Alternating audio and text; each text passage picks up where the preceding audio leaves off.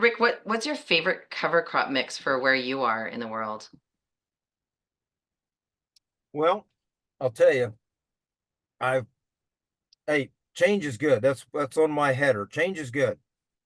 I'm changing the way I'm building a cover crop cocktail, okay? Um, and I'm not going to have an answer for you right now because I've made this drastic change. Back in the day, I was so proud when I stand up on stage and I'm doing 16-way cocktail, wow, look what we're doing. Well, it was brought to my attention by the wonderful ecologist from Australia, Dr. Christine Jones, that Rick, it's not about numbers of species in a cocktail, it's about number of families being represented. I didn't understand what that meant. And she said, well, let me help you. So she said, tell me what you're planting in this great 16-way cocktail of yours.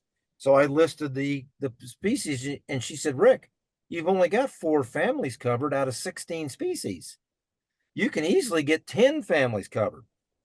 So we did this. My good friend Keith Burns at Green Cover, we sat down and we created a cocktail that had 8 families in it that would work in my context. Remember, I'm no tillage, I'm no chemistry. I've got to be able to terminate this thing somehow.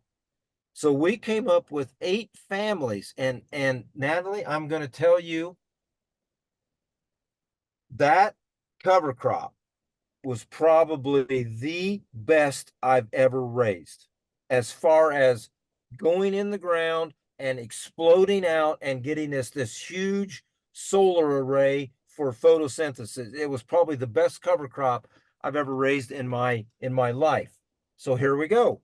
I've got the old hook, I'm hooked again because now all research, all hands on deck. How many families can we get in our system?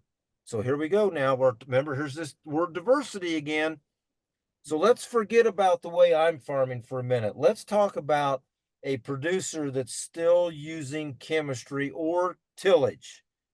You got to swing for the fences here.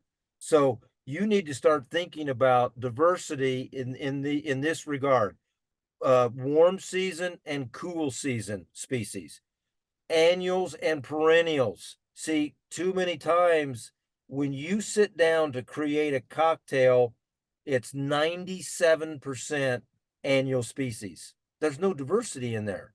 So get some perennials, get some annuals, get some warm season, get some cool season, and get 12 or 15 families represented. And then you are going to absolutely crank on that photosynthesis that's happening and taking place. And I want to digress one more time here.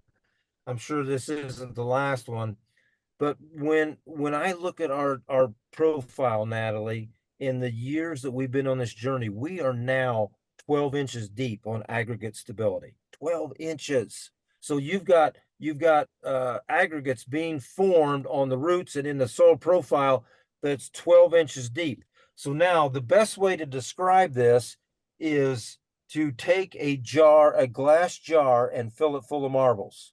When you look at that glass jar, there's a lot of airspace in there, right? Think about what that airspace can hold. It can hold oxygen. It can hold the sugars from the plant exudates, the photosynthesis that I was talking about, and it can hold water. And those are all the things that you need for the next cash crop that you're going to plant into that system. And that's where I think we're headed. We've got to get to that point. Hmm, that's very cool. I love how you amplify the families. Yeah. I think we spoke with John Kempf about that actually in the Soil Summit. He was echoing that exact Isn't narrative. that, isn't that guy amazing? Oh my gosh. Yes. He's He is like, incredible. oh, yeah, in so many ways, right? So many ways. So Yeah. much knowledge and heart and insight and experience and generosity. Yeah, we love him. Yeah. Appreciate the work Yeah. he's doing. Um, a couple questions here.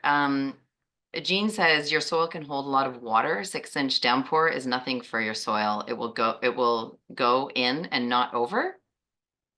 That is correct. Right now, we are at 20 inches an hour of water infiltration rate. So we could take a 20-inch rain event and it go in.